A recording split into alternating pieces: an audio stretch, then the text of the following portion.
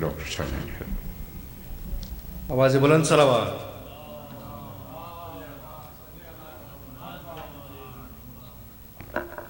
اللہم صلی علی محمد وآل محمد. اللہم صلی علی محمد وآل محمد.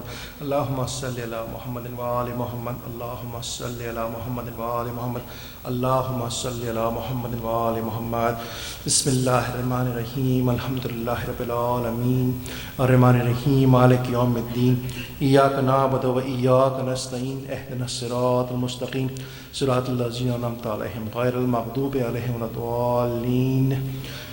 اللہم صلی علی محمد وآل محمد. بسم اللہ الرحمن الرحیم. قل هو اللہ احد اللہ الصمد لم یلد ولم یولد ولم یکن له کفوا احد. بسم اللہ الرحمن الرحیم. قل هو اللہ احد اللہ الصمد لم یلد ولم یولد ولم یکن له کفوا احد. بسم اللہ الرحمن الرحیم. قل هو اللہ احد اللہ الصمد لم یلد ولم یولد ولم یکن له کفوا احد. اللہم صلی علی محمد وآل محمد. بسم اللہ الرحمن الرحیم. انا انزلناہ فی لیلۃ القدر وما ادراک ما لیلۃ القدر. لیلۃ القدر خیر من الف شہر. تنزل الملائکۃ والروح فیہا بإذن ربہم من کل امر. سلام حتی مطلع الفجر. اللہم صلی علی محمد وآل محمد. اللہم صلی علی محمد. الحمد قل اللہ درود اور سورہ نزلہ کے باعث میرے والد صاحب کی روح کو بخش دیں. آپ سب سے گزارش ہے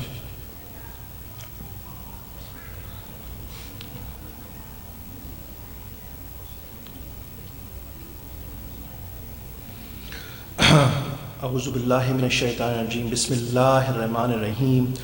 روی عن جابر بن عبد الله الانصاری عن فاطمة الزہرا علیہ السلام بنت رسول اللہ قال سمعت فاطمة انها قالت دخل علی برسول اللہ فی بعض الایام فقال السلام علیک یا فاطمة فقلت علیک السلام.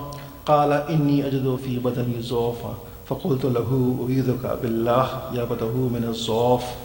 فقال یا فاطمة واتینی بالکساء الیمانی فغطینی به. فأتیته بالکساء الیمانی فغطیته به وسرت انظر الیہ واذا وجهه یتلألأ کأنه البدر فی ليلة تمامه وکماله. فما كانت الا ساعة واذا بولد الحسن قد اقبل وقال السلام علیک یا اماه. فقلت علیک السلام یا قرۃ عینی وثمرۃ فؤادی. فقال یا اماه انی اشم عندک رائحة طیبہ کأنها رائحة جد رسول اللہ. فقلت نعم ان جدک تحت الکساء. فاقبل الحسن نحو الکساء وقال السلام علیک یا جدہ یا رسول اللہ اتاذن لی ان ادخل معك تحت الکساء. اللہم صلی علی محمد وآل محمد وعجل فرجهم. قال وعلیک السلام یا ولدی و یا صاحب حوزی قد اذنت لک. فدخل معه تحت الکساء فما كانت الا ساعة واذا بولد الحسین قد اقبل وقال السلام علیک یا اماه. فقلت علیک السلام یا ولدی و یا قرۃ عینی وثمرۃ فؤادی. فقال لی یا اماه انی اشم عندک رائحة طیبہ کأنها رائحة جد رسول اللہ. فقلت نعم ان جدک واخاک تحت الکساء. اللہم صلی علی محمد وآل محمد. فدل الحسین نحو الکساء وقال السلام علیک یا جدہ السلام علیک یا من اختارہ اللہ اتاذن لی ان ادخل معکما تحت الکساء. فقال علیک السلام یا ولدی و یا شافع امتی قد اذنت لک. فدخل معہما تحت الکساء. فاقبل عند ذلك ابو الحسن علی بن ابی طالب وقال السلام علیک یا بنت رسول اللہ. فقلت علیک السلام یا ابو الحسن و یا امیر المؤمنین. فقال یا فاطمة انی اشم عندک رائحة طیبہ طیبة کأنها رائحة اخی وابن امی رسول اللہ. فقلت نعم ہا ہوا ما ولدیک تحت الکساء. اللہم صلی علی محمد وآل محمد. فاقبل علی نحو الکساء وقال السلام علیک رسول اللہ اتاذن لی ان اکون معکم تحت الکساء. قال له وعلیک السلام یا اخی و یا وسی و خلیفتی و صاحب لوائی قد اذنت لک. فدخل علی تحت الکساء. اللهم صل على محمد وآل محمد وعجل فرجهم. ثم أتيت نحو الكساء وقلت السلام عليك يا فتاه يا رسول الله أتأذن لي أن أكون معكم تحت الكساء؟ قال وعليك السلام يا بنتي ويا بزتي قد أذنت لك فدخلت تحت الكساء. اللهم صل على محمد وآل محمد. فلما اكتملنا جميعا تحت الكساء أخذ أبي رسول الله بطرف الكساء وأمي بيده اليمنى إلى السماء وقال اللهم إن هؤلاء أهل البيت وخاصتي وحامتي لهمهم لمي ودمهم دمي يؤلمني ما يؤلمهم ويحزنني ما يحزنهم. أنا حرب لمن حاربهم وسلم لمن صالحهم وعدو لمن عاداهم ومحب لمن أحبهم. إنهم مني وأنا منهم فاجعل صلواتك وبركاتك ورحمتك وغفرانك ورضوانك علي وعليهم وأذهب عنهم الرجس وطهرهم تطهيرا. اللهم صل على محمد وآل محمد. فقال الله عز وجل يا ملائكتي ويا سكان سماواتي إني ما خلقت سماء مبنية ولا أرضا مدية ولا قمرا منيرا ولا شمسا مزية ولا فلكا يدرو ولا بحر يجري ولا فلكا يسري إلا في محبة هؤلاء الخمسة الذين هم تحت الكساء. اللهم صل على محمد وآل محمد. فقال الأمين جبرائيل يا ربي ومن تحت الكساء؟ فقال عز وجل هم أهل البيت النبوة ومعدن الرسالة هم فاطمة وأبوها وبالوها وبنوها. فقال جبرائيل يا ربي أتأذن لي أن أهبط إلى الأرض لأكون معهم سادسا؟ فقال الله نعم قد أذنت لك. فهبط الآمين وجبرائيل وقال السلام عليك يا رسول الله العلي الأعلى يقرأك السلام ويخصك بالتحية والإكرام ويقول لك وعزتي وجلالي إني ما خلقت سماء مبنية ولا أرضا مدية ولا قمرا منيرا ولا شمسا مزية ولا فلكا يدرو ولا بحر يجري ولا فلكا يسري إلا لأجلكم ومحبتكم وقد أذن لي أن أدخل معكم. فهل تأذن لي يا رسول الله؟ فقال رسول الله وعليك السلام يا أمين وحي الله أنه نعم قد أذنت لك. فدخل جبرائيل معنا تحت الكساء. اللهم صل على محمد وآل محمد. فقال لأبي إن الله قد أوحى عليكم يقول إنما يريد الله ليذهب عنكم الرجس أهل البيت ليطهركم تطهيرا. اللهم صل على محمد وآل محمد. فقال علي لأبي يا رسول الله أخبرني ما للجلوسنا هذا تحت الكساء من الفضل عند الله. فقال النبي صلى الله عليه وآله والذي بعثني بالحق نبي مصطفاني برسالة نجي ما ذكر خبرنا هذا في من محافل أهل الأرض وفي جمل من شيعتنا ومحبينا إلا ونزلت عليهم الرحمة وخفت بهم ملائكة واستغفرت لهم إلى أن يتفرقوا. فقال علي عليه السلام إذا والله فزنا وفازوا شيعتنا ورب الكعبة. اللهم صل على محمد وآل محمد وعجل فرجهم. فقال أبي رسول الله صلى الله عليه وآله يا علي والذي بعثني بالحق نبي واصطفاني برسالة نجي ما ذكر خبرنا هذا في من محافل أهل الأرض وفي جمل من شيعتنا ومحبينا وفيهم مهموم إلا وفرج الله همه ولا مغموم إلا وكشف الله غمه ولا طالب الحاجة إلا وقضى الله حاجته. فقال علي عليه السلام إذا والله فزنا وسودنا وكذلك شيعتنا وفازوا وسودوا في الدنيا والآخرة ورب الكعبة. اللهم صل على محمد. ایک اور باوز بلند صلوات. اللہم صلی علی محمد. اور کاظم حیدر صاحب کو بھائی پیش کریں گے. کاظم حیدر.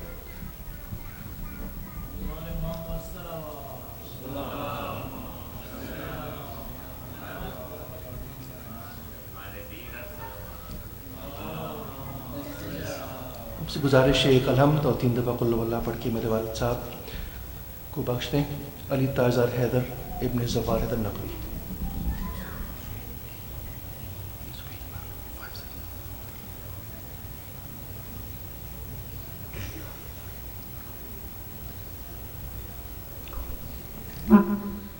جہاں ہے موت وہاں زندگی حسین سے ہے. جہاں ہے موت وہاں زندگی حسین سے ہے. شب حیات میں ہر روشنی حسین سے ہے. صلوات.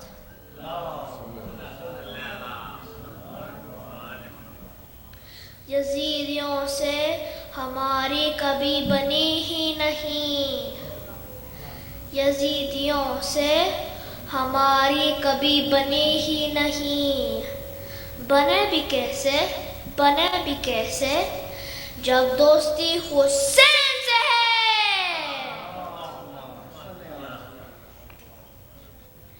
ایک کربلا نہیں ہے فسانہ حسین کا.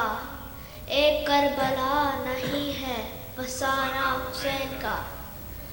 ہر ایک زندہ دل ہے ٹھکانہ حسین کا. وہ شاہ ہے بادشاہ ہے شہنشاہ دین کا. وہ شاہ ہے بادشاہ ہے شہنشاہ دین کا. ہوتا نہیں ہے ختم زمانہ حسین کا.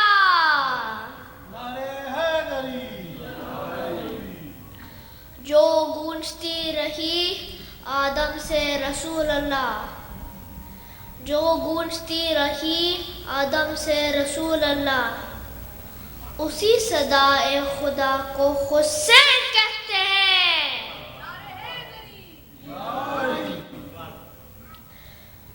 رسول حق کو بہت کچھ عطا ہوا رسول حق کو بہت کچھ عطا ہوا لیکن اہم ترین عطا کو حسین کہتے ہیں.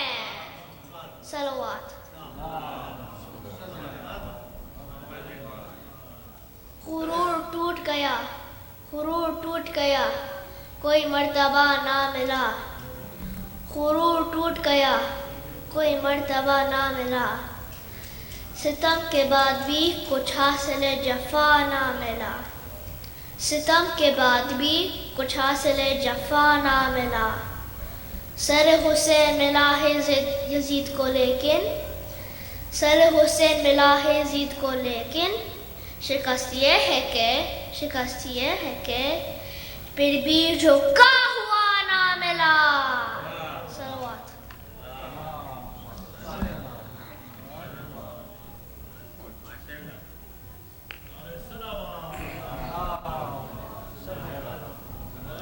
اور اب وہ علی حیدر سلام پیش کریں گے.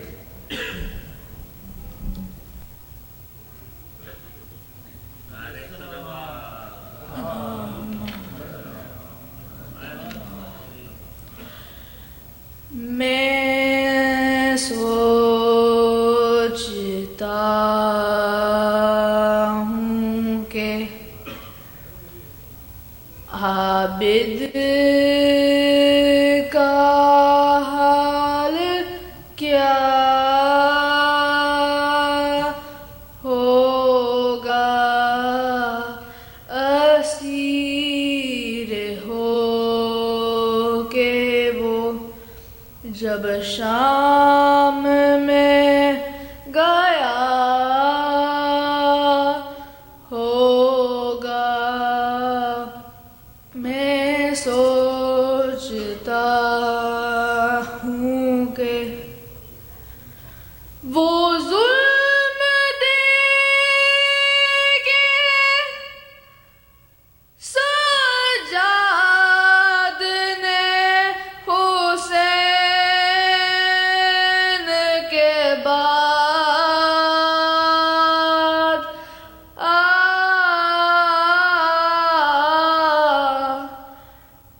مجھے یقین ہے کہ اب تک وہ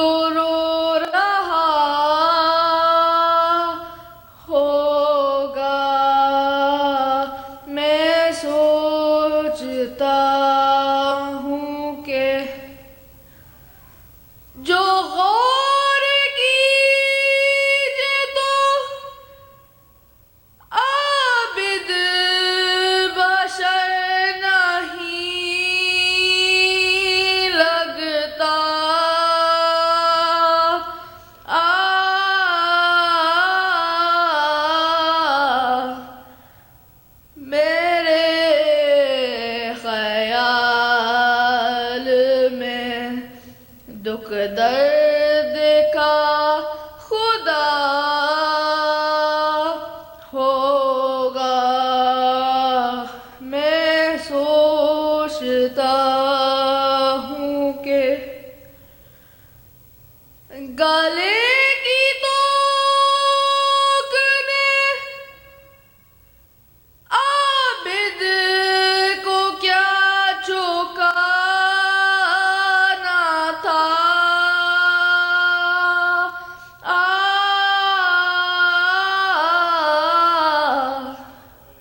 वो अपने खोए हुए लाल ढूंढता होगा, मैं सोचता हूँ कि सोना है शाम में जाते ही खून रोने लगा।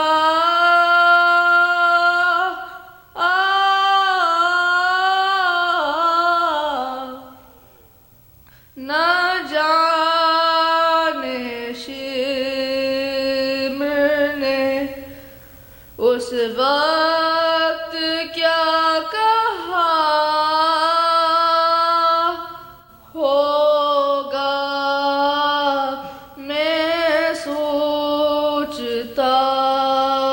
हूँ कि वो याद करता तो होगा वतन की शाही को।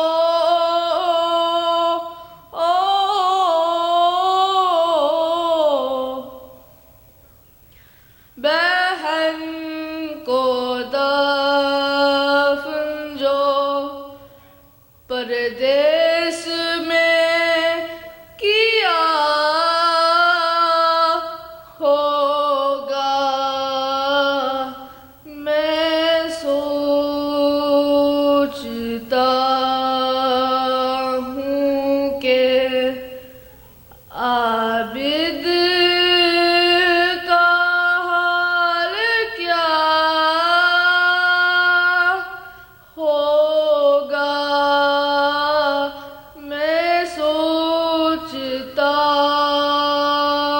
हूँ कि सलावत। एक और बावाज़ बुलंद सलवात।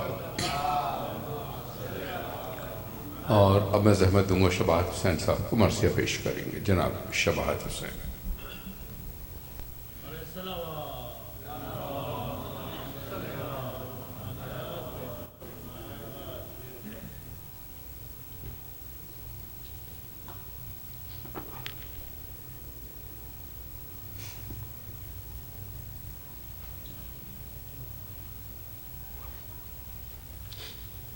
और मोहम्मद आल मोहम्मद सल्लल्लाहु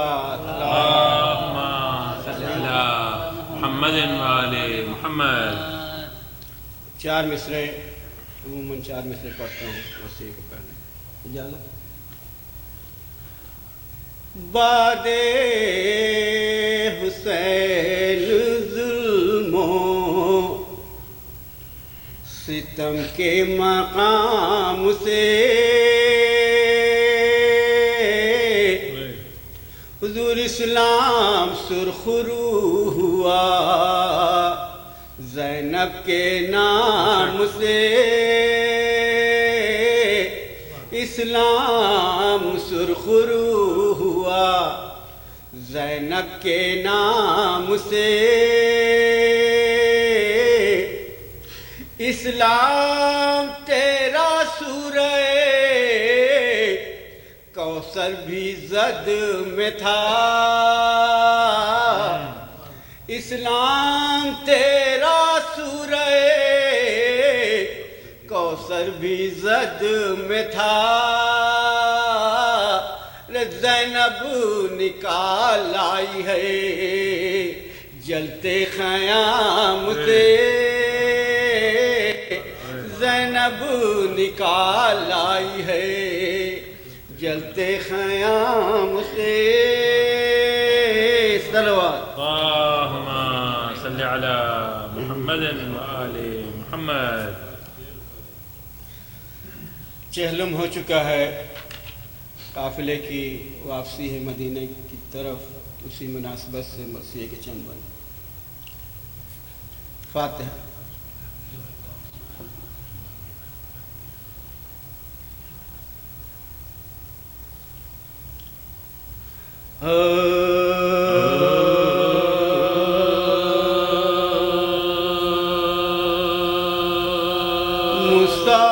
مسافران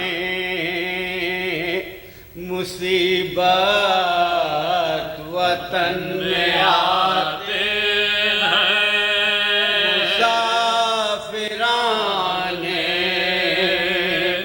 مصیبت وطن میں آتے ہیں، سفر سے آتے ہیں سوغات آہ لاتے ہیں، بجائے اشک وہ آنکھوں سے خون بہاتے ہیں، اٹھا کے ہاتھ مدینے کو یہ سناتے ہیں، اٹھا کے ہاتھ مدینے کو یہ سناتے ہیں، کٹا کے آئے ہیں زہرا کے سب گھرانے کو، نہ کر قبول تو ہم بے کسوں کے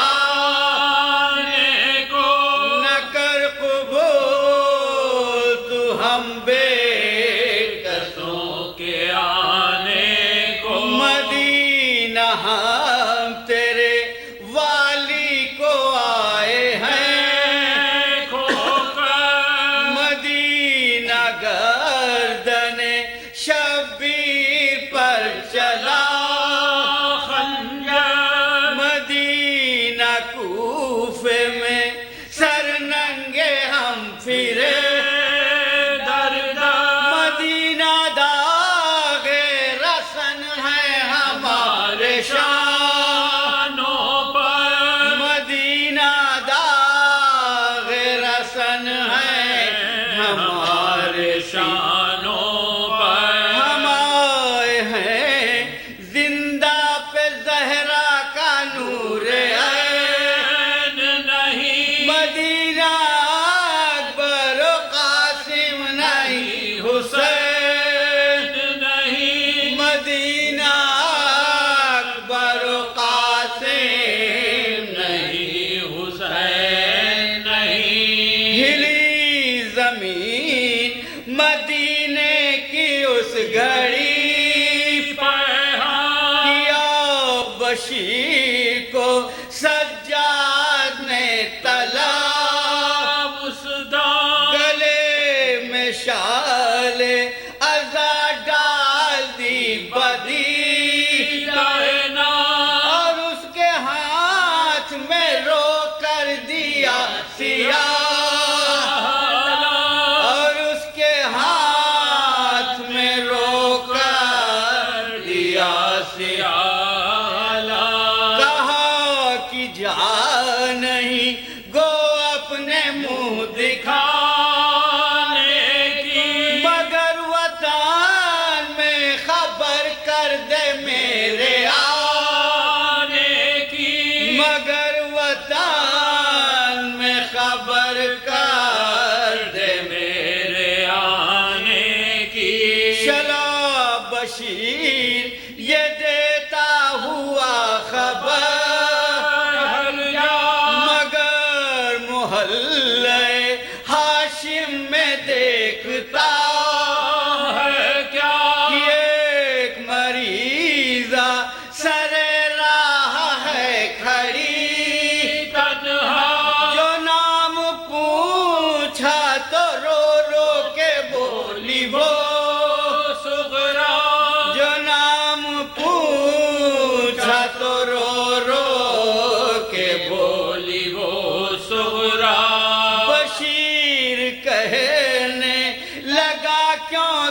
شور و شین میں ہے کہا یہ حال میرا فرقت حسین میں ہے کہا یہ حال میرا فرقت حسین میں ہے کھڑی ہوں منتظر اکبر کو دیکھوں میں گھر سے نکلی ہوں شاید کی قاصدہ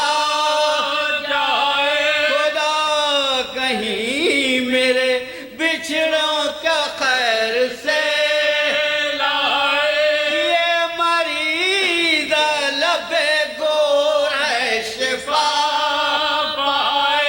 یہ مریض لب گور ہے شفا پائے کوئی پدر کی خبر لائے پاؤں پر جدا مسیح سے ہوں بیڑیاں رگڑتی ہوں جدا مسیح سے ہوں بیڑیاں رگڑتی ہوں وہ بول رو رو کے بھائی یہ کیا سنا وہ کون ہے جسے بیمار تو بتا سنانے کس کی ہے یہ مجھ کو ہول کہ مصطفیٰ کی لہر سے تو کہنے جاتا کہ مصطفیٰ کی لہر سے تو کہنے جاتا ہے امامہ پھینک کے اس نے کہا دہائی تیرے حسین کی صغرا سنانی تیرے حسین کی صغرا سنانی گری زمین پہ صغرا کی اس پہ چرخ گرا خبر یہ پہلی تو ماتم ہر ایک گھر میں ہوا نکل نکل پڑی سب عورتیں برہ نبی کی قبر پہ جا کر بشیر نے نبی کی قبر پہ جا کر بشیر نے یہ کہا سفر سے لوٹ کے ادھر بھوکی پیاسیاں اٹھو رسول تمہاری نوازیاں اٹھو رسول تمہاری نوازیاں وہ آنکھیں کھول کے بولی کہ مر گئے بابا اس میں قافلہ کربلا بھی آ پہنچا بہن حسین کی سر ننگے دیتی تھی یہ صدا حسین جاب سے ہوئے میں نے سر نہیں ڈھانپا حسین جاب سے مرے میں نے سر نہیں ڈھانپا نہ مردہ اور نہ تابوت عقیقہ مدینے والوں میں بھائی کو کھو کے آئی ہوں مدینہ والوں میں بھائی کو کھو کے آئی ہوں مسافران مصیبت وطن میں آتے ہیں جزاک اللہ صلوات بر محمد و علی محمد خواتین و حضرات 4 مجالس سے جناب مولانا حیدر رضا رضوی صاحب خطاب فرمائیں گے. قبلہ کا تعلق وہ حیدرآباد سے ہے، وہاں سے تشریف لائے ہیں اور ایک مذہبی خانوادے سے تعلق رکھتے ہیں جس کا کام مذہبی اور علمی کام انجام دینا ہے. قبلہ بھی اسی مشن پر کاربند ہیں. پہلی مرتبہ جیسا کہ میں نے کہا تشریف لائے ہیں. انشاءاللہ آپ ان کے علم سے اور ان کے انداز خطابت سے یقیناً بہرور ہوں گے اور استفادہ کر سکیں گے. میں درخواست کروں گا قبلہ سے تشریف لائیں، مجلس سے خطاب فرمائیں گے.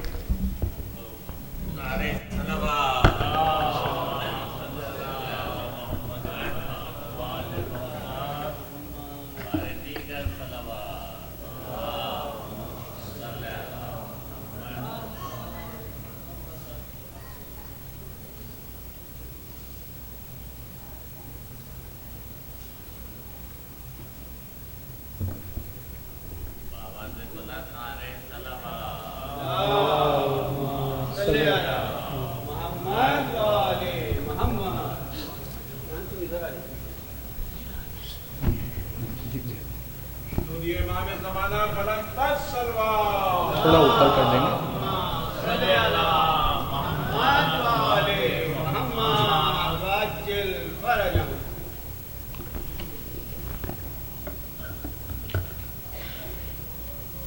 ایک صلوات اور بارگاہ ہے.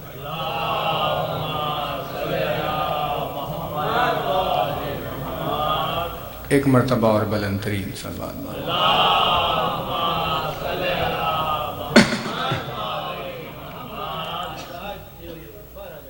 گزارش ہے مومنین سے کہ ایک سورہ فاتحہ پڑھ دیں.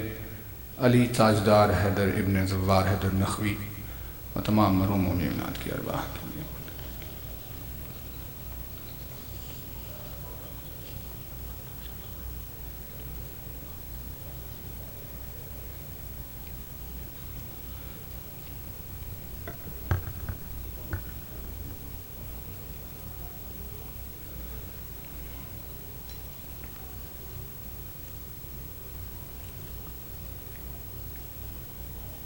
محمد والے محمد صلوات صلی علی محمد والے محمد عاجل فرج. آغاز مجلس سے پہلے آپ کی خدمت میں عرض کر دیں کہ کیونکہ پہلی مرتبہ آپ کی خدمت میں حاضر ہوئے ہیں، اسی لیے جو ایک فرمان مولا کائنات کا جس سے پہلی گفتگو کا آغاز ہوتا ہے آپ کی خدمت میں، اسی سے انشاءاللہ مجالس کے اس سلسلے کا آغاز کریں گے. اور جتنے بزرگ اطراف میں بیٹھے ہوئے ہیں ان سب کی موجودگی میں تقریر کا یہ موقع ہمارے لیے بے انتہا بہت عظیم شرف ہے، کیونکہ یہ مجالس شہادت شہزادی زینب سے ان کا آغاز ہو رہا ہے. اسی لیے اسی ذات مقدس کے نام میں جو صفت پائی جاتی ہے اس صفت پر آپ کی خدمت میں ذکر کا آغاز کریں گے. پروردگار عالم کی مرضی کہ جہاں تک بھی وہ ذکر کو لے کر جائے توجہات کے لیے ایک بلند ترین صلوات بارگاہ ہے.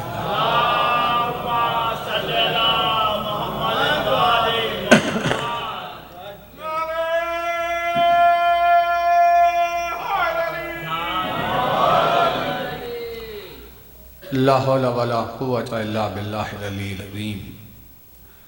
اعوذ باللہ من الشیطان اللعین الرجیم. بسم اللہ الرحمن الرحیم. الحمدللہ الذی قصرت عن رؤیتہ ابصار الناظرین وعجزت عن نعتہ اوہام الواصفین. صلی علی محمد وآلہ الطاہرین ولعنت اللہ علی اعدائہم وقتلتہم اجمعین من الان الی قیام یوم الدین. اما بعد فقد قال اللہ سبحانہ تبارک و تعالی فی کتابہ المبین وقولہ الحق. بسم اللہ الرحمن الرحیم. الحمدللہ رب العالمین. सलवात कर दीजिए।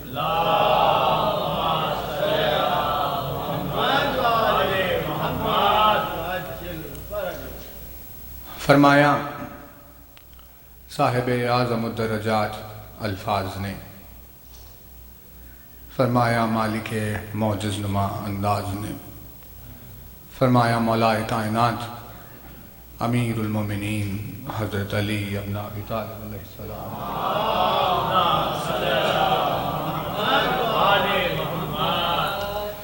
मौलाए कायनात के जिस मुबारक और मुक़द्दस फरमान से आपकी खिदमत में मजालिस का आगाज़ है।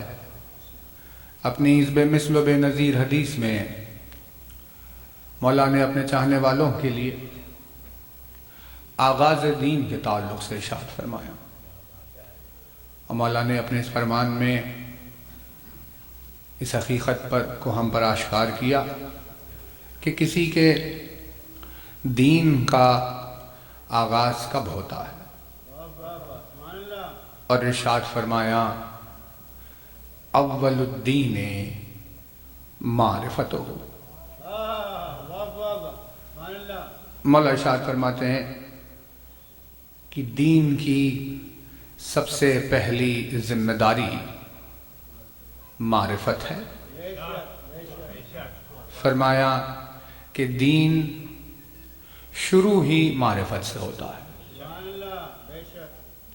अगर किसी शख्स की तवील ज़िंदगी गुजर जाए और अगर उसे दौलत इरफान हासिल न हो तो इस मारिफत की कमी की वजह से उसके दीन का आगाज़ ही नहीं होता।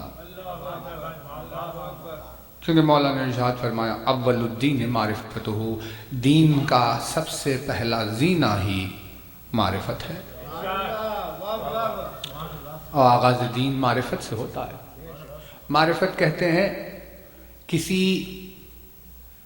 ज़ाहिर में मौजूद शय या किसी वजूद के बातिन को पहचान लेने को। मारिफत कहते हैं किसी शय के की गहराई में डूबकर उसकी हकीकतों या उसके असरार का इदराक करने को।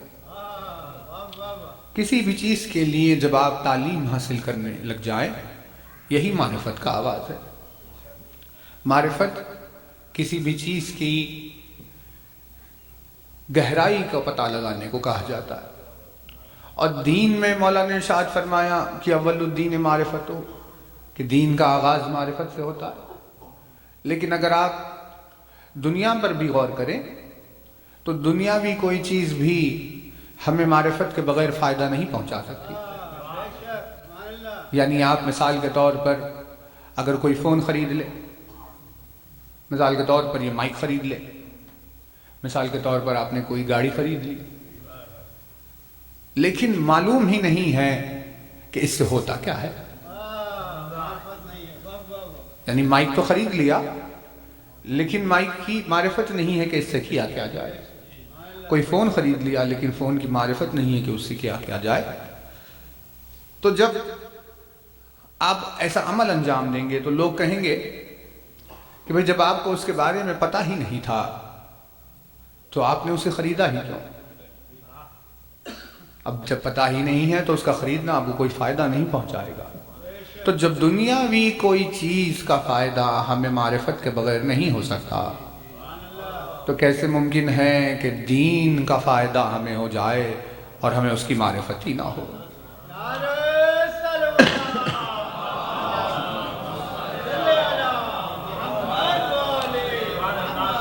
इसीलिए मौला ने इरशाद फरमाया अव्वलुद्दीन मारिफतुहु, दीन का सबसे पहला जीना मारिफत है।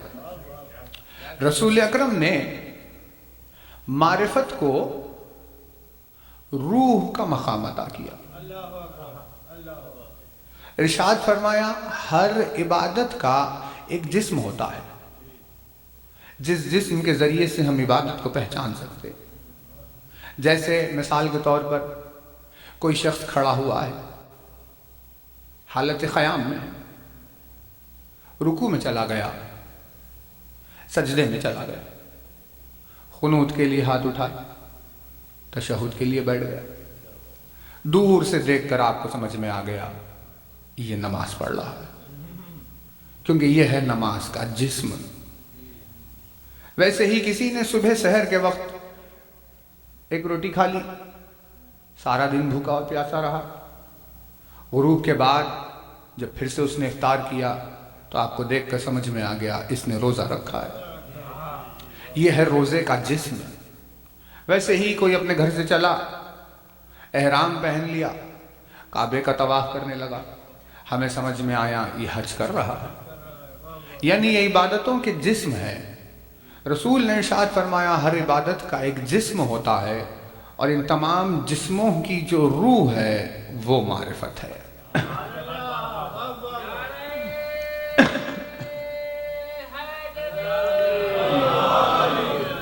ان جسموں کی جو روح ہے وہ معرفت ہے۔ تو جیسے کسی بدن سے، جسم سے روح کے نکل جانے کے بعد وہ صرف ایک مردہ رہ جاتا ہے اور اس بدن کی کوئی قیمت باقی نہیں رہتی، ویسے ہی معرفت کے نکل جانے کے بعد عبادت کی بھی کوئی قیمت باقی نہیں رہتی۔ اسی لیے ارشاد فرمایا معرفت عبادت کی روح ہے۔ بہت توجہ رہے، کیونکہ روز محشر لوگوں کو جزا ان کے اعمال کی کثرت کی وجہ سے نہیں ملے گی۔ قیامت کے دن لوگوں کو جزا ان کی معرفت کے اعتبار سے ملے گی۔ ابھی نماز ہوئی ہے، دو لوگ کھڑے ہوئے ہیں، یعنی صف میں بازو بازو دو لوگ کھڑے ہوئے، ایک ساتھ رکوع کیا، ایک ساتھ سجدہ کیا، ایک ہی نماز پڑھی، ایک ہی ذکر کیا۔ یہی دو جب قیامت میں خداوند عالم کے سامنے پہنچیں گے تو دونوں کو ان کے سجدے کی جزا الگ الگ دی جائے گی۔ کہا کہ پروردگار جب ایک ہی ساتھ نماز پڑھی ہے، ایک ہی ساتھ سجدہ کیا ہے اور ہم نے ایک ہی ساتھ ذکر کیا، تو جزا میں فرق کیوں؟ کہا اسی لیے کیونکہ جس کی جیسی معرفت ہے اس کی عبادت کی بھی ویسی ہی جزا ہوگی۔ جس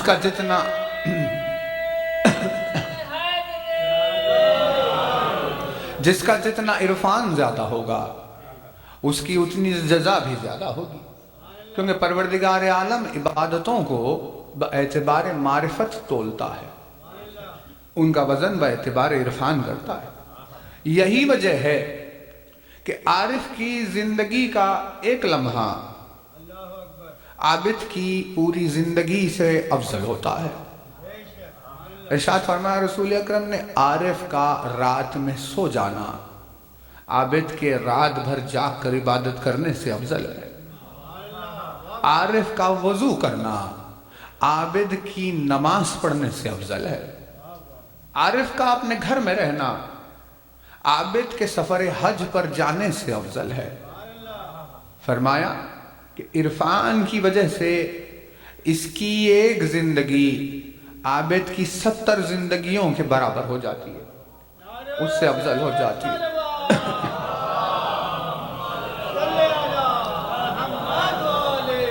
یہی وجہ ہے کہ عرفان علی کی طرف اشارہ کیا رسول نے کہ مولا کائنات کی معرفت کا کیا عالم ہے، جب اس روز ارشاد فرمایا کہ علی کی ایک ضربت ثقلین کی عبادتوں سے افضل ہے۔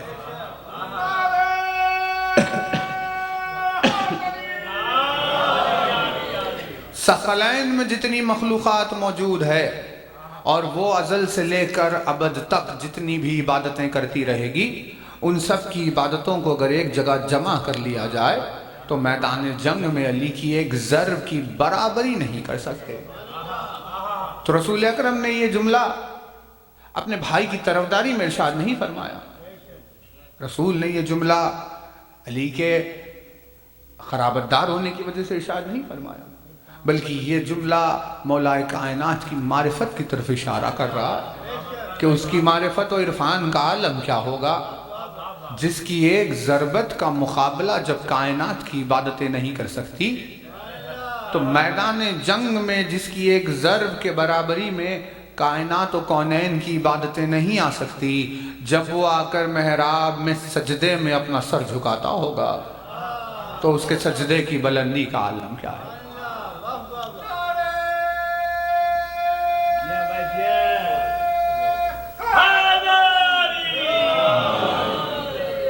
اسی وجہ سے ہم نے یہ چاہا کہ آپ کی خدمت میں آغاز کرے مجالس کا اسی عرفان کے فرمان سے، کیونکہ مولا نے ارشاد فرمایا اول الدین معرفت ہو، دین کا پہلا زینہ معرفت ہے۔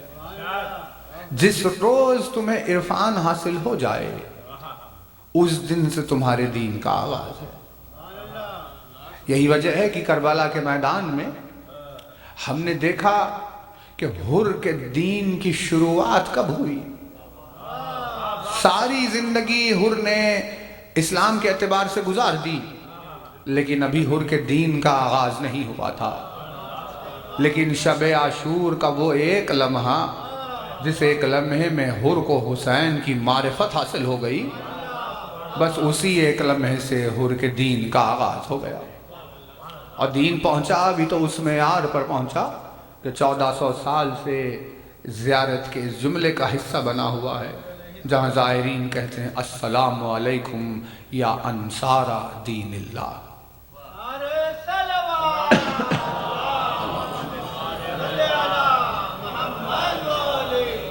تو ہماری یہی خواہش ہے کہ آپ کی خدمت میں عرفان پر تذکرہ ہو، معرفت پر، کیونکہ دنیا میں لوگوں کو کوانٹٹی وائز ترغیب دے دی جا رہی ہے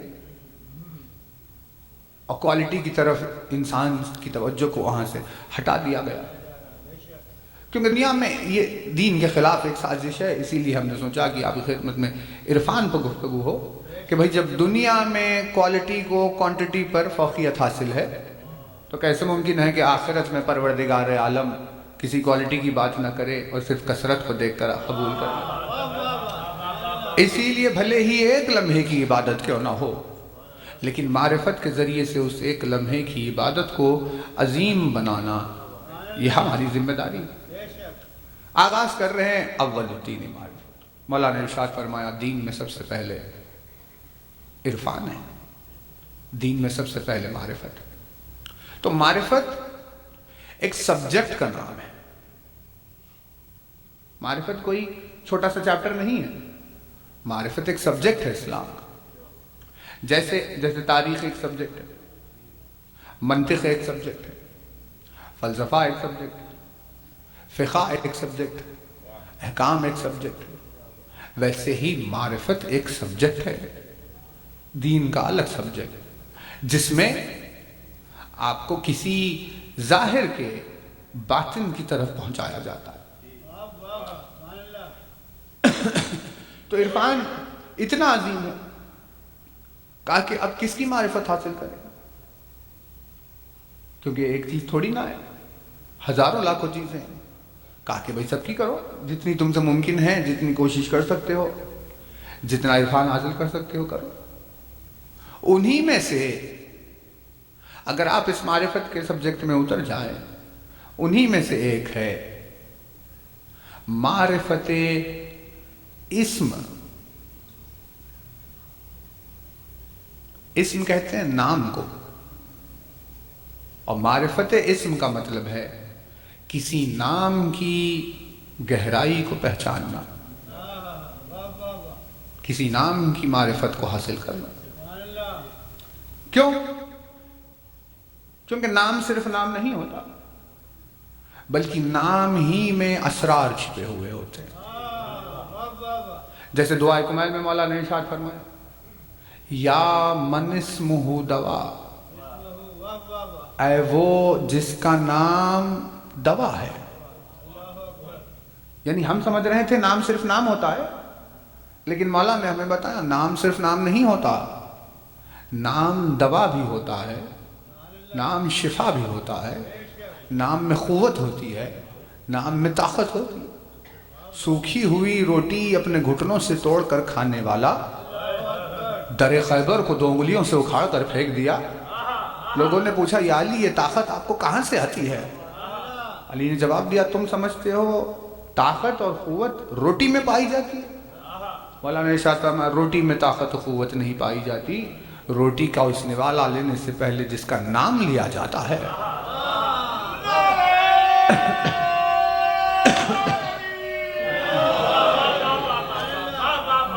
قوت و طاقت اس کے نام میں پائی جاتی ہے. یا من اسمہ دوا و ذکرہ شفا. تو ہم نے یعنی یہ سا خیال کر لیا کہ نام صرف نام ہوتا ہے، لیکن نام صرف نام نہیں ہوتا. مولانا ارشاد فرمایا ناموں میں دوائیں ہیں، ناموں میں شفا ہے، قوت و طاقت ہے، ذکر ہے. نام کی تاثیر ہی ہے. نام مبارک بھی ہوتے ہیں، نام منحوس بھی ہوتے ہیں، نام مقدس بھی ہوتے ہیں، نام نجس بھی ہوتے ہیں، نام نورانی بھی ہوتے ہیں، نام ظلمات سے بھرے ہوئے بھی ہوتے ہیں. جب نورانی نام لیا جائے تو اس نام نور دل میں اتر جاتا ہے. اگر منحوس نام لیے جائیں تو ان ناموں کی نحوست بدن میں پیوست ہو جاتی ہے. اسی لیے رسول اکرم نے ارشاد فرمایا اپنے دلوں کو نور سے بھر لیا کرو. جب بھی کہیں بیٹھو تو اس محفل میں علی کا نام لیا کرو.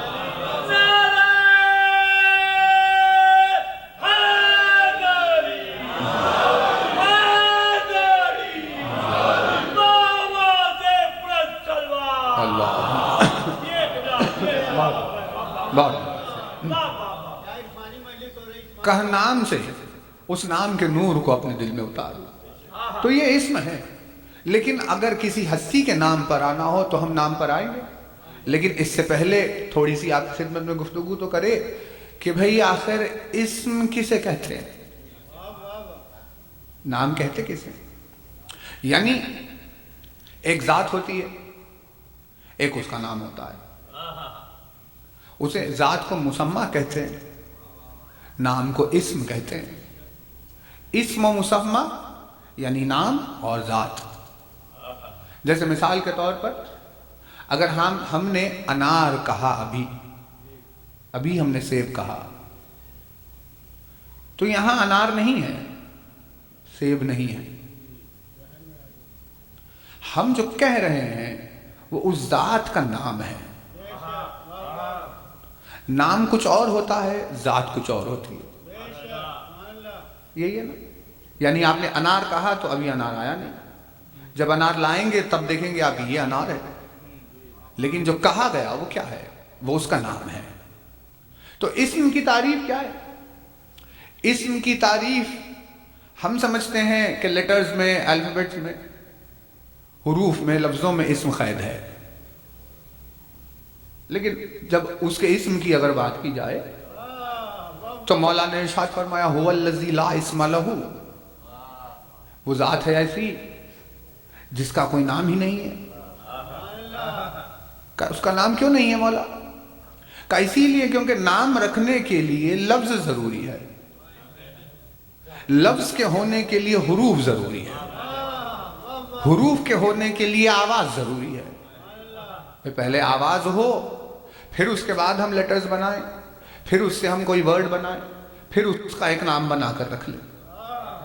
لیکن جس نے آواز کو خلق کیا ہو وہ خود اسی آواز کے بنے ہوئے لفظوں میں محدود نہیں ہو سکتا.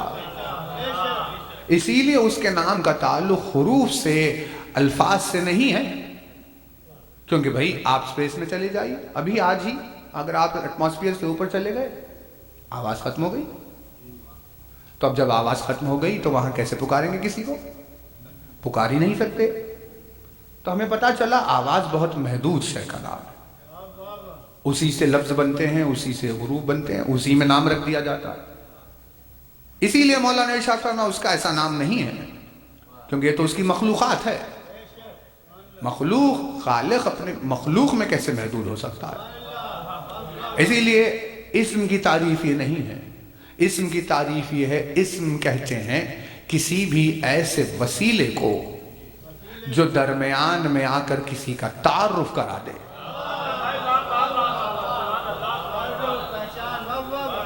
ناؤن کی تعریف یہی ہے، اسم کی تعریف یہی ہے کہ درمیان میں آنے والا کوئی ایسا وسیلہ جو کسی کا تعارف کرا دے وہ اس کا نام ہوتا ہے.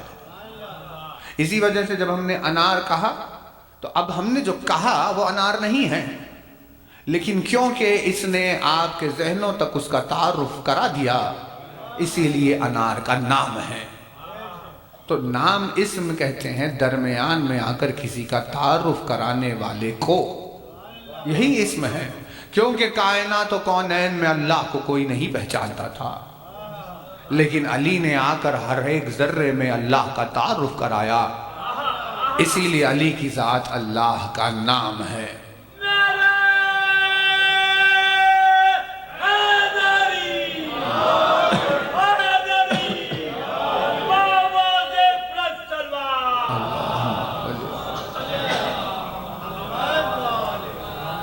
بھائی اسم واضح ہو رہا ہے، یعنی اسم کہتے ہیں تعارف کرانے والے کو، انٹروڈیوس کرانے والے کو، جو درمیان میں آ کر کسی کے انٹروڈکشن کی وجہ بن جائے وہ اس کا نام ہوتا ہے۔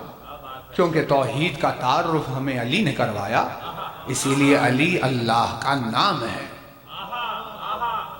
اسی وجہ سے پروردگار عالم نے ہر مبارک اور مقدس کام کو علی سے شروع کیا ہے، کیونکہ جیسے ہی آپ نے قرآن کو کھولا سامنے لکھا ہوا ہے بسم اللہ الرحمن الرحیم، شروع اللہ کے نام سے، شروع اللہ کے ارے جس کا نام ہی نہیں ہے اس کے نام سے کیسے شروع ہوگا؟ کہا جس نے اس کا تعارف کرایا وہ اس کا نام ہے۔ اسی لیے قرآن شروع ہوتا ہے اللہ کے نام سے۔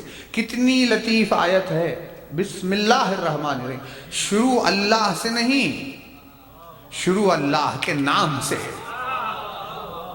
اسم سے آغاز ہو رہا ہے، کیونکہ اسم نے ہی اس کا تعارف کرایا۔ یعنی قرآن کو ہم نے کھولا، علی سے قرآن شروع ہوتا ہے، علی سے عبادتیں شروع ہوتی ہیں، علی ہی سے ذکر شروع ہوتا ہے۔ اتنا زیادہ کہ رسول اکرم نے ارشاد فرمایا کوئی بھی کام اگر بسم اللہ کے بغیر شروع ہوگا تو وہ ابتر ہو کر رہ جائے گا۔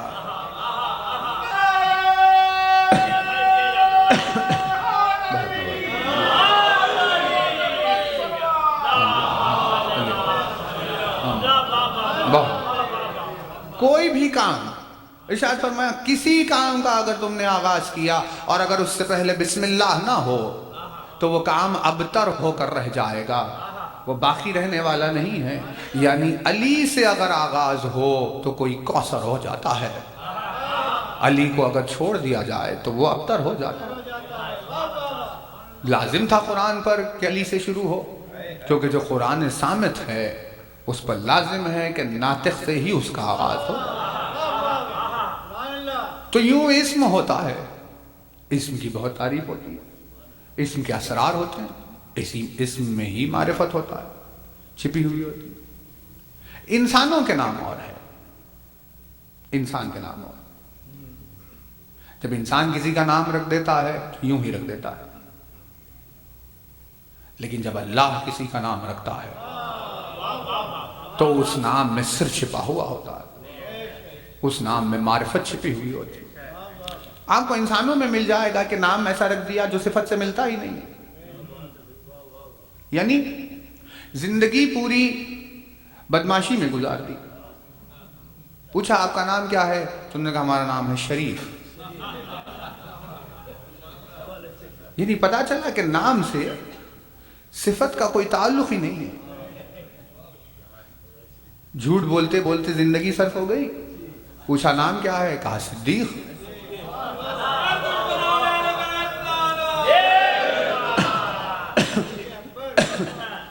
تو انسانوں کے ناموں میں کوئی مناسبت نہیں پائی جاتی، انسان کیسے بھی نام رکھ دیتا ہے، لیکن اللہ ایسا نام نہیں رکھتا۔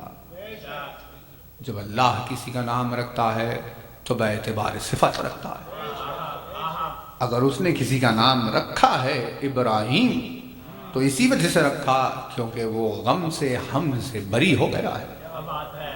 اگر کسی کا نام اللہ نے رکھا تو اس نام کے پیچھے مناسبت ہوتی ہے۔ اب خدا جانے اس کی بلندی کا عالم کیا ہوگا، اس کی اونچائی کا عالم کیا ہوگا، جس کی بلندی کو دیکھ کر اللہ نے اس کا نام علی رکھا ہے۔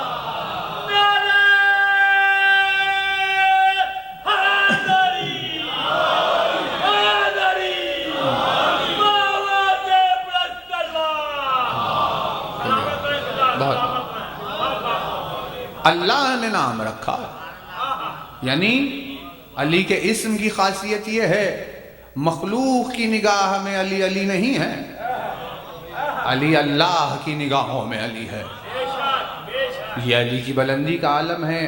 مخلوق نے علی کو دیکھ کر علی نہیں کہا، خالق نے جس کی بلندی کو دیکھ کر علی کہا ہو اس کی بلندی کا عالم کیا ہے. یعنی اسم کی تعریف یہ ہے.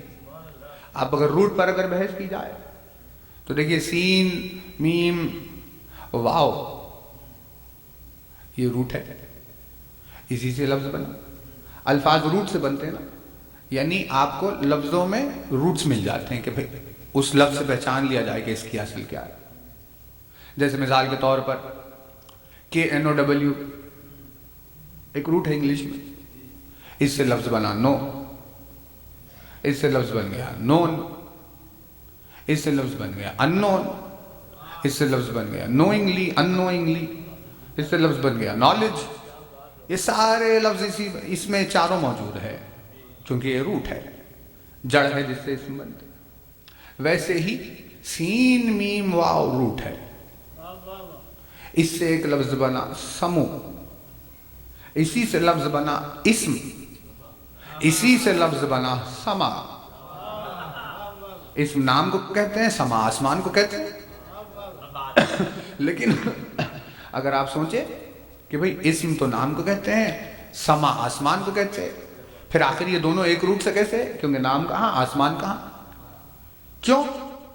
سمو سے اسی لیے اسم بنا کیونکہ اسم کہتے ہی، نام کہتے ہی اسی کو ہے جس سے کسی کی بلندی کا پتہ چلے. نام کہتے ہی اسی کو ہے جس سے کسی کے اونچے ہونے کا پتہ چلے. اسی لیے اگر کسی نے کوئی خراب کام کیا جو اس کی شان کے خلاف ہو تو آپ کیا کہتے ہیں؟ اس نے نام ڈبو دیا. تو نام ڈبو دیا مطلب کہ کیونکہ یہ اونچا تھا اسے لا کر اس نے پستی میں ڈال دیا. کیونکہ سمو کے معنی اونچے ہونے کے ہے، سما کے معنی اونچے ہونے کے. آسمان کو سما اسی لیے کہا جاتا ہے کیونکہ وہ بلند ہے. اسی لیے اسم بھی اسی کو کہتے ہیں جس کے ذریعے سے کسی کی بلندی کا اظہار ہو. اب اللہ جانے کہ اس بلندی کا عالم کیا ہے کہ علی اللہ کا وہ اسم ہے جس اسم کے ذریعے سے اللہ کی بلندی کا اظہار ہوتا ہے.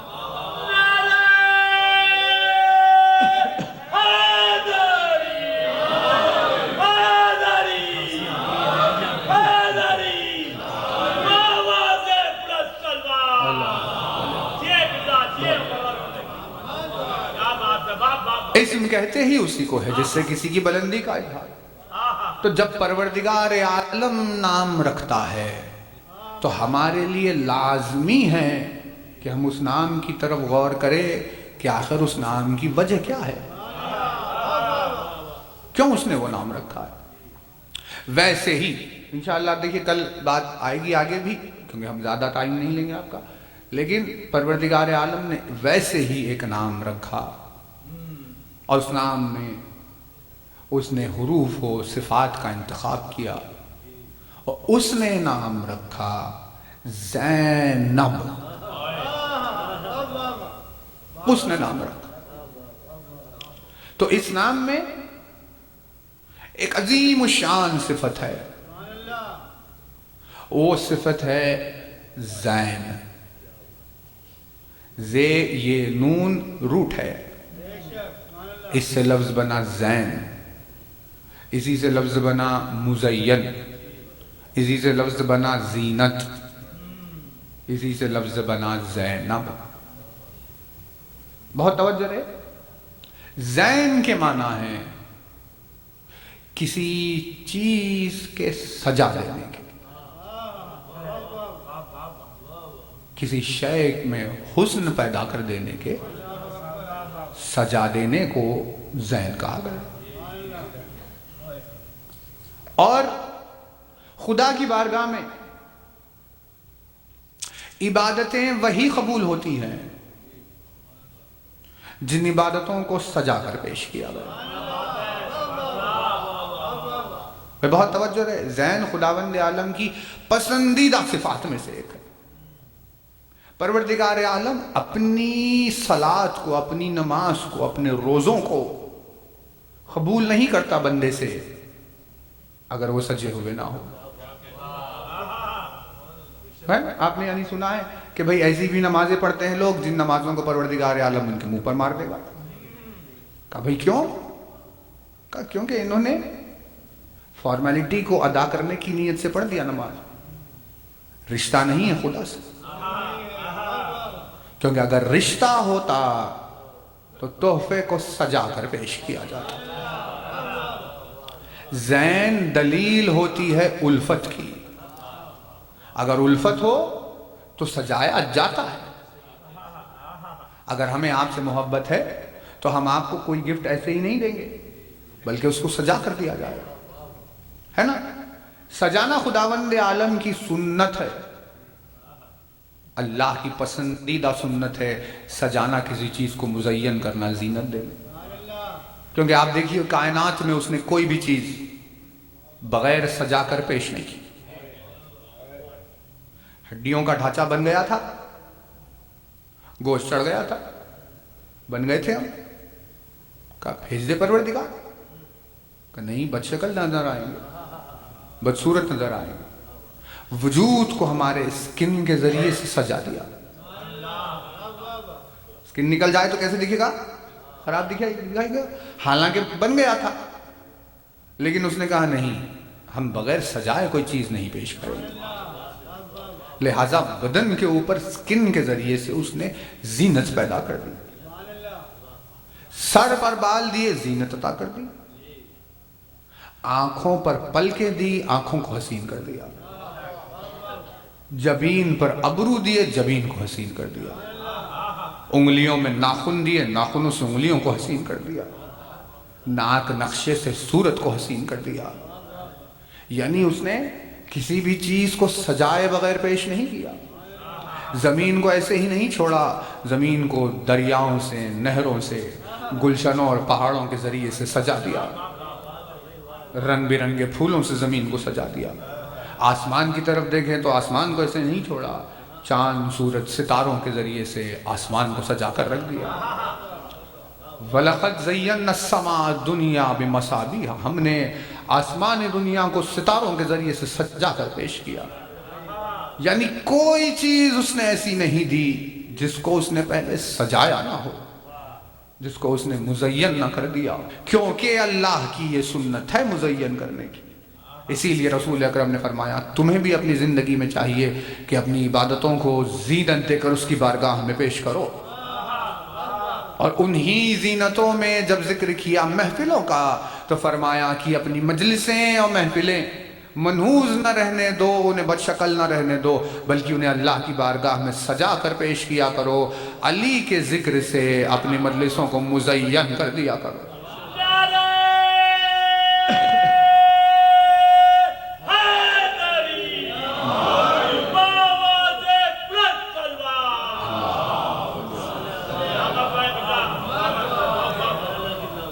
تو ہمیں بات سمجھ میں آئی کہ ہاں اس کی سنت یہ ہے کہ وہ ہر شے کو مزین کر کے پیش کرتا، اور اس کے نیک بندے جو ہیں، اس کے مقرب بندے، اگر آپ ان کو دیکھیں گے تو وہ بھی اپنے اعمال کو سجا کر اس کی بارگاہ میں پیش کرتے، صرف ایسے ہی فارمیلٹی ادا نہیں کرتے بلکہ سراپا سجا دیتے ہیں اور سجا کر اس کی بارگاہ میں عبادت کو پیش کرتے ہیں۔ پروردگار یہ ہماری طرف سے کوشش ہے، اسے مزین کر کے پیش کر رہے ہیں، قبول فرما۔ یہ زینت کا مزاج ہے، اس کے دین کی بھی زینت ہے، اس کی کتاب کی بھی زینت ہے، رسول کی زینت ہے، اس کی توحید کی زینت ہے۔ اس زینت کا نام علی ہے، علی زینت قرآن ہے، علی زینت توحید ہے، علی نام ہے زینت رسالت کا۔ یعنی علی کے وجود کو ہٹا دیا جائے تو پھر اسلام بدصورت نظر آئے گا، علی کے وجود کو ہٹا دیا جائے تو لوگ اسلام سے ڈر کے بھاگیں گے، علی کے نام کو ہٹا دیا جائے تو قرآن دہشت گردی کی کتاب بن کر رہ جائے گا۔ علی کے نام سے اللہ نے اپنی کتاب کو مزین کر دیا، علی کے نام سے اللہ نے اپنے دین کو زینت دی. کردار ہی علی کا ایسا ہے کہ علی نے توحید کی صورت کو اتنا حسین بنا کر پیش کیا کہ آج نام علی زینت توحید بنا ہوا ہے. اسی لیے آپ اگر ان کو دیکھیں گے کہ جن کی زندگی میں علی کا نام نہیں ہے تو وہ ڈراؤنی اور دہشت گرد لوگ نظر آتے ہیں. بھلے ہی کعبے کے پہلو میں رہتے ہیں لیکن ان کی دہشت کا چرچا دنیا بھر میں ہے. ان میں کہیں بھی حسن اور زینت نظر نہیں آتا کیونکہ اللہ نے جسے اپنے دین کی زینت بنایا ہے انہوں نے اسی کو چھوڑ دیا. کیا وجود ہوگا, کیا بلندی ہوگی اس کی. علی وہ ہستی جو توحید کی زینت ہے اور اللہ نے نام رکھا اس شہزادی کا زینب یہ کہہ کر کہ یہ علی کی زینت ہے.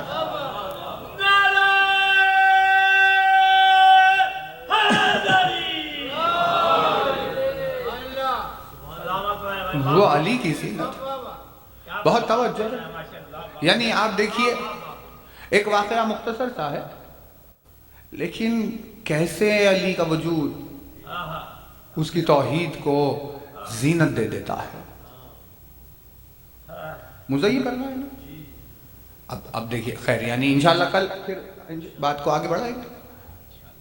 لیکن آپ سائل آیا سوال لے کر, جبکہ سوال کرنا انسان کا بنیادی حق ہے. اسلام نے کبھی بھی سوالوں پر پابندی نہیں لگائی. رسول جیسے عقل کل کا وجود جاہل ترین سوالوں کو برداشت کیا. یہ مزاج ہے اسلام کا. کہا سمجھ میں نہیں آ رہا, کہا نہیں, کہا پوچھو, پوچھ لیا کرو کیونکہ سوال کے ذریعے سے تمہاری عقل کے دروازے کھلتے ہیں, ہے نا. تو سوال انسان کی فکر کے, سوچنے کی صلاحیت کے زندہ ہونے کی دلیل ہوتا ہے. جس نے سوال کرنے بند کر دیے اس کا مطلب یہ اس کی عقل مر چکی ہے, کیونکہ جب تک عقل زندہ ہوگی تب تک سوالات جاری رہیں گے. سوال پوچھو. لیکن عجب دنیا تھی, عجب لوگ تھے, سوال کرنے والوں کو قتل کرنے کے فتوے دیا کرتے تھے. اس نے آ کر کیا سوال, کہا بھائی مجھے خلیفہ سے بات کرنی ہے, مسلمانوں کے خلیفہ کہاں ہے, میرا ایک سوال ہے, میں دین لانا, اسلام لانا چاہتا ہوں. لیکن آپ دیکھیے سوال کو ویلکم نہیں کیا. کیسے کریں گے؟ سوال کو ویلکم کیا نہیں جا سکتا, اس کے لیے علم درکار ہوتا ہے. جہلا سب سے زیادہ جس چیز سے ڈرتے ہیں وہ ہے کسی کا سوال. جاہل کو آزاد فکر کے سوال سے بہت ڈر ہوتا ہے, لیکن عالم سوال سے محبت کرتا ہے. اسی لیے اس کے علم کی وسعت ہے. جہاں اس نے ارشاد فرمایا سلونی, مجھ سے سوال کرو جس چیز کے بارے میں تم پوچھنا چاہتے ہو. کیونکہ علی کا وجود وہ نہیں ہے جو میدان جنگ میں تلواروں اور نیزوں اور ہتھیاروں کی کارزار میں اپنا ہنر دکھائے, اپنی شجاعت دکھائے. علی نے فرمایا اگر سوالوں کے لشکر میں کسی سوال میں وہ ہمت ہے کہ علی کا سامنا کر سکتا ہے تو آؤ اور پوچھو. آ گیا وہ, لوگوں نے جا کر کھڑا کر دیا, یہ ہے جن سے پوچھیے. اس نے پوچھا میرا سوال یہ ہے, وہ کیا ہے جو میں تو دیکھ لیتا ہوں لیکن اللہ نہیں دیکھ سکتا. میں دیکھ لیتا ہوں مگر اللہ دیکھ نہیں سکتا. سوال سنتے ہی قتل کا فتویٰ جاری کر دیا. کہا اسے قتل کر دو, یہ کفر بک رہا ہے. یعنی ہمیں سمجھ میں آیا کہ سوالوں کو اپوز کرنا کس کا مزاج ہے. تو یہ بات ہو گئی. لیکن تھے سلمان موجود, سلمان آڑے آ گئے. سلمان نے کہا نہیں، ابھی قتل نہیں ہوگا۔ اسی سوال کو علی کی خدمت میں رکھا جائے گا، اگر علی کہیں قتل کر دو تو قتل کر دیا جائے۔ تو اب دیکھیے، بہت توجہ رہے، زینت پر بحث چل رہی ہے، ہم اس پر انشاءاللہ مجلس تمام کریں گے۔ سوال میں کتنا بڑا عیب معلوم ہو رہا ہے توحید میں، کہ بھئی میں دیکھتا ہوں لیکن وہ نہیں دیکھ سکتا، تو کتنا بڑا ڈیفیکٹ ہو گیا توحید، کہاں اس کی شان و شوکت اور کہاں یہ حقیقت۔ آ گیا سب آئے، جمع ہو گئے علی کے اطراف، کہا علی اس کا کوئی سوال ہے؟ علی نے پوچھا کیا ہے؟ کب بتائیے تو صحیح وہ کیا ہے؟ میں دیکھ لیتا ہوں، بندہ ہو کر مخلوق ہو کر دیکھ لیتا ہوں، لیکن اللہ نہیں دیکھ سکتا۔ سوال سنا، علی کے ہونٹوں پر تبسم آ گیا۔ یہ علی کے ہونٹوں کا تبسم نہیں تھا، یہ توحید کا اطمینان تھا، اطمینان توحید کا اظہار ہوا علی کے ہونٹوں پر تبسم کے ذریعے سے۔ علی نے کہا کہ اس کا سوال عین توحید سوال ہے، اس کا سوال خوب ہے، لیکن عجیب سوال ہے۔ جتنا تعجب خیز سوال تھا، جتنا عجیب سوال تھا، اتنا عجیب سوال ہونے کے باوجود بھی اپنی منزل کو پایا، کیونکہ عجیب ترین سوال بارگاہ مظہر العجائب میں آ گیا تھا۔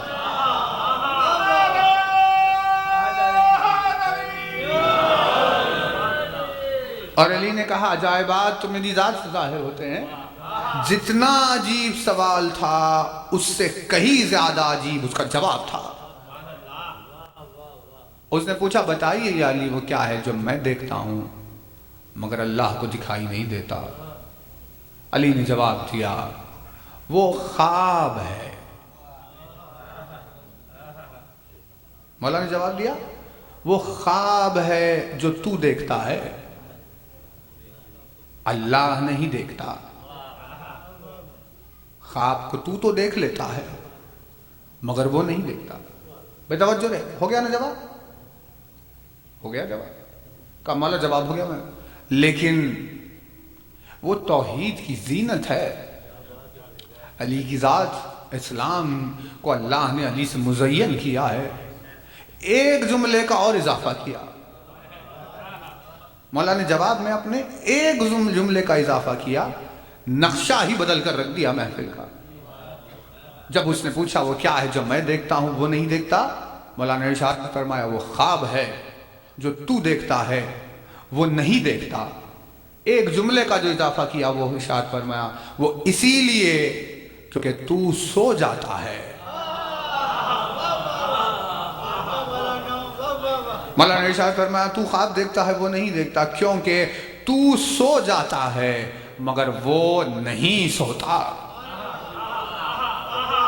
تجھے نیند آ جاتی ہے لیکن اس پر نیند کا غلبہ نہیں ہوتا۔ یعنی ایک بہت توجہ رہے، دیکھیں اس پر ختم ہو رہی ہے، یعنی ایک سوال جو سننے میں توحید میں عیب نظر آ رہا تھا، ایسا سوال لے کر کوئی آیا تھا کہ جو سننے میں توحید پر عیب معلوم ہو رہا تھا، اسی کا جواب علی نے یوں دیا کہ جو عیب دکھائی دے رہا تھا اس کو حسن میں تبدیل کر دیا۔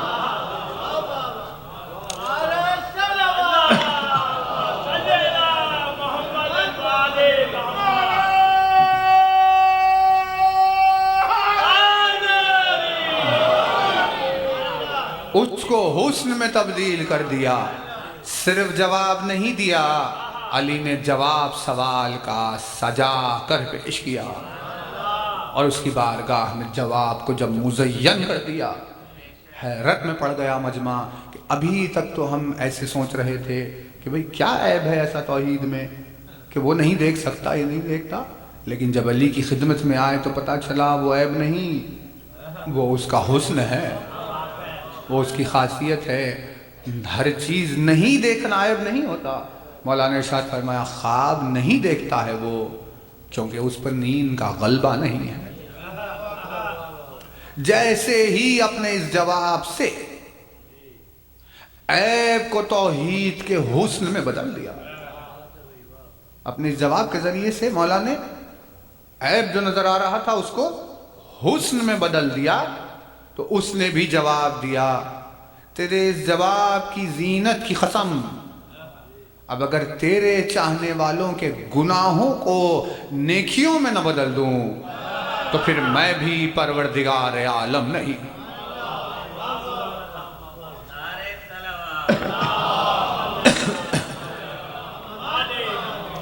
اب تیرے چاہنے والوں کے گناہوں کو اگر نیکیوں میں نہ بدل دوں تو میری بھی ذات اللہ کی ذات نہیں. یا مبدل السیئات بالحسنات، اے وہ جو گناہوں کو نیکیوں سے بدل دیتا ہے. یا مبدل السیئات، لیکن ایسے ہی نہیں کرتا، سب کے لیے نہیں کرتا. جس نام نے اس کی توحید میں زینت ادا کی ہے اسی سے محبت رکھنے والوں کی برائیوں کو نیکیوں میں بدل دیتا ہے. یہ علی کا جواب تھا، اور علی کے جواب میں یہ ہے توحید کا جواب. تو ہمیں پتا چلا زین بہت بڑی صفت کا نام ہے، سجانا بہت بڑی صفت کا نام. اب ایسی ذات مقدس کائنات کو کیا سجایا ہے، آنکھوں کو یقین نہیں ہوتا، حیرت میں پڑ جاتی ہیں آنکھیں جب اس کا کونین کو دیکھتی تھا. اتنا حسن، اتنا سجا دیا. اتنا سجانے والی ذات نے جس کا نام زین رکھا ہو، اس نے کیا کس چیز کو زینت نہیں دے دی ہوگی. اسی اسم سے ہم سلسلے کا آغاز کریں گے. ممکن ہو کہ رسالت مآب کے نام تک بات چلے جائے، آہستہ آہستہ تذکرہ آپ کی خدمت میں چلے گا. اسی دعا سے پروردگار عالم ہمیں عرفان اسم شہزادی زینب عطا ہو. یہ مجلس ہے، حسین کا ذکر ہے، یہ شہادت کی شب ہے، یہاں دعائیں مستجاب ہوتی ہے. ہم اسی بارگاہ میں دعا کرتے ہیں. اللہ جس خداوند عالم نے سجایا اس کے ساتھ امت کا سلوک دیکھیے. یعنی دل کے اوپر کیسا زخم لگا ہوگا، دل کے کتنے ٹکڑے ہو گئے جسے توحید کی اتنی مبارک اور مقدس اور حسین ذات علی اس کی زینت، اور یہ شہزادی علی کی زینت، اتنی زینت، اتنی عظیم زینت کو لا کر بے مخنہ و چادر بازار میں کھڑا کر دیا. ایسی عظیم زینت کو لا کر رسن بستہ دربار میں کھڑا کر دیا. اتنے مصائب آئے ہیں کہ بی بی کا ایک اسم یہ پڑ گیا ام المصائب، مصیبتوں کی ماں جسے کہا گیا. کل شہادت کا روز ہے، ہم شہادت کل پڑھیں گے آپ کی خدمت میں. آج یہ ظلم، یہ جو مصیبت ان پر ڈھائی گئی اس کی ایک کیفیت کا اظہار کرنا چاہتے ہیں، کیونکہ آپ نے بچپن سے اپنے یہ بات سنی ہے. اسی کی تھوڑی سی وضاحت ہو کہ شہزادیوں کے ہاتھوں کو پس گردن باندھ دیا گیا.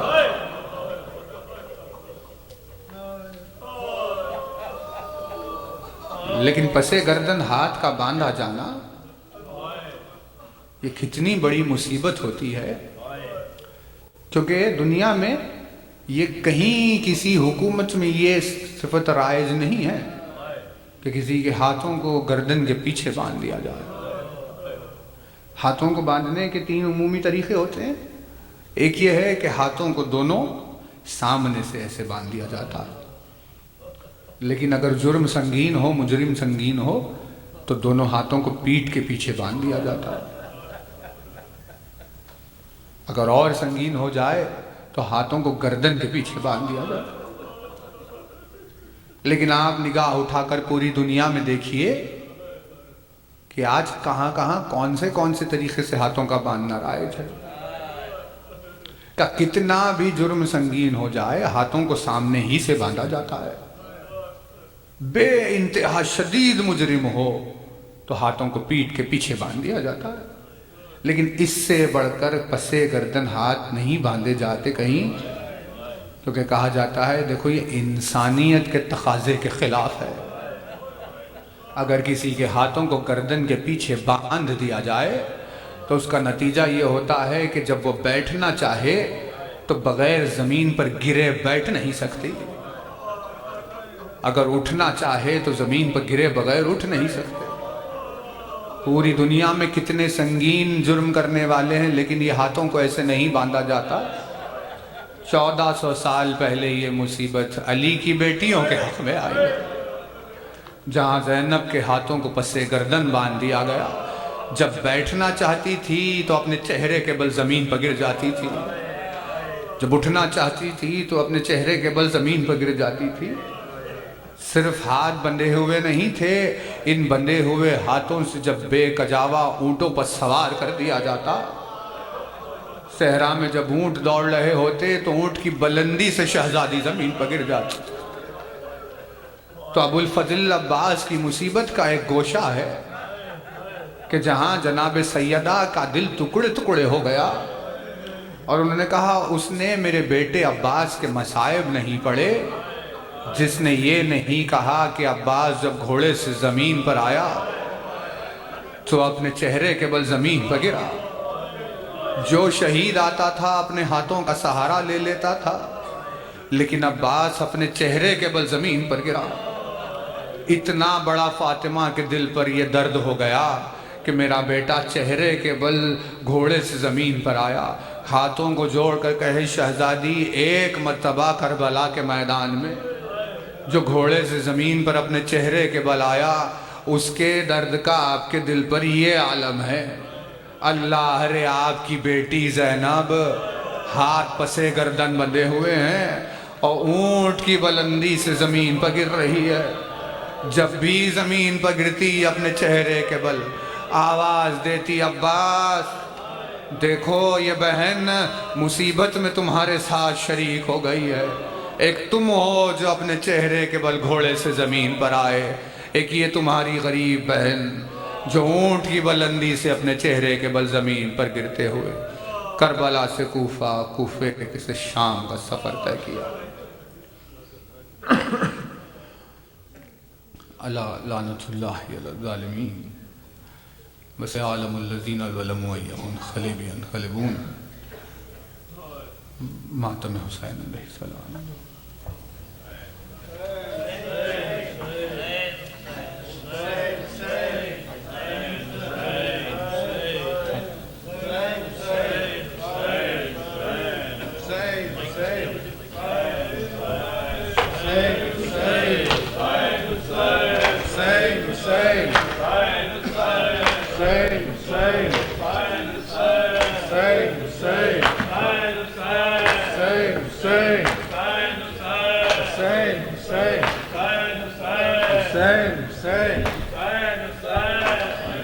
اما فضا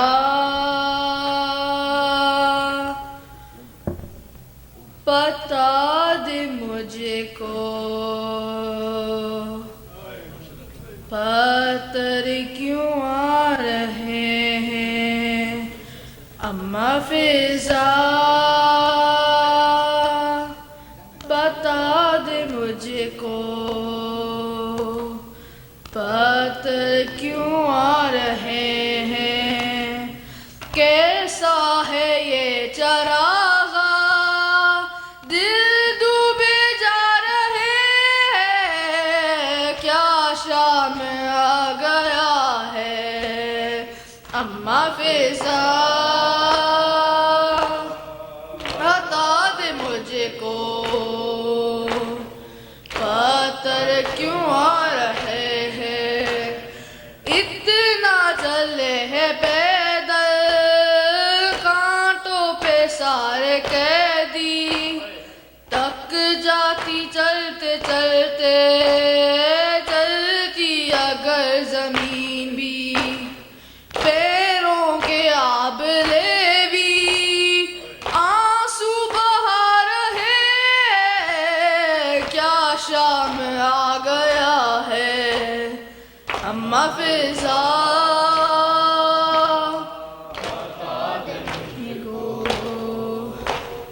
قطر کیوں آ رہے ہیں، ہے لوگ کس طرح کے ہم سے دعا کرائے، اے قیدیوں دعا دو یہ دن نہ ہم پہ آئے، لے کر دعائیں ہم سے دل بھی دکھا رہے ہیں، کیا شام آ گیا ہے اماں فضا، بتا دے مجھ کو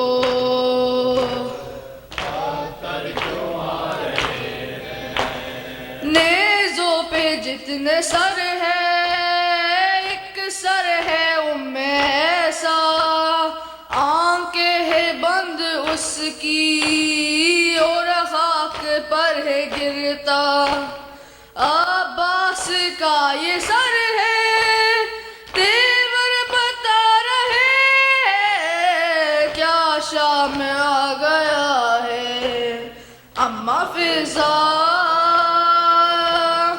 بتا دے مجھے کو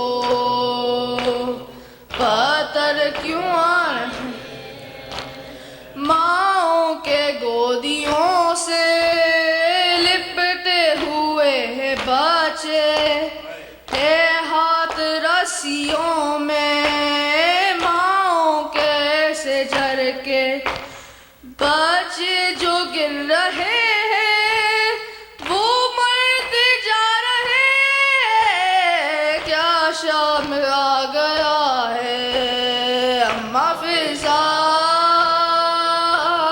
بتا دے مجھے کو قطر کیوں آ رہے ہیں، نیزے پہ رو رہا ہے مشکل کشا کا بیٹا، نامحرموں کے لب پر آیا ہے نام میرا، مجھ کو گنیز زادے یوں بھی رلا رہے، کیا شام آ گیا ہے اماں فضا، بتا دے مجھ کو قطر کیوں آ رہے ہیں اماں فضا، بتا دے مجھ کو قطر کیوں آ رہے ہیں،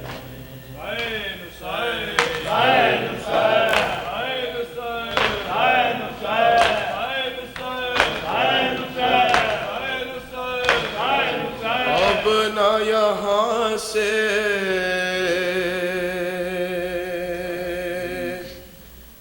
گھر جائے گی، لوٹ کے یہ ماں جائی، زینب آ گئی بھائی، زینب آ گئی بھائی، لو زندان شام سے چھٹ کر، زینب آ گئی بھائی، زینب آ گئی بھائی، لو زندان شام سے چھٹ کر، بعد تیرے ایسا لوٹا گھر، سر پہ نہ چھوڑی ایک کے چادر، کھینچ لیا بیمار کا بستر، دیتی رہی میں دہائی، زینب آ گئی بھائی،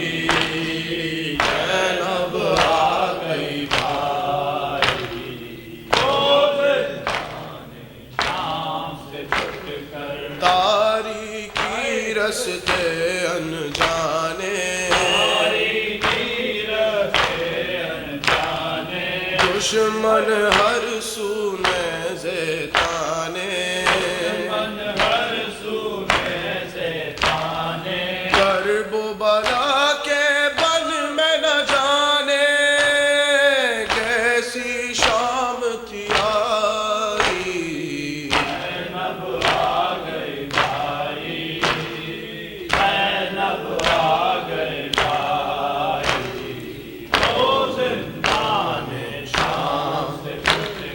سر کھولے بے مکناؤ چادر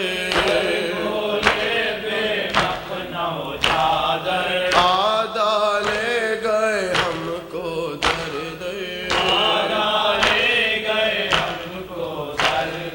کیا بولوں ایک قدم پر کس کس کی یاد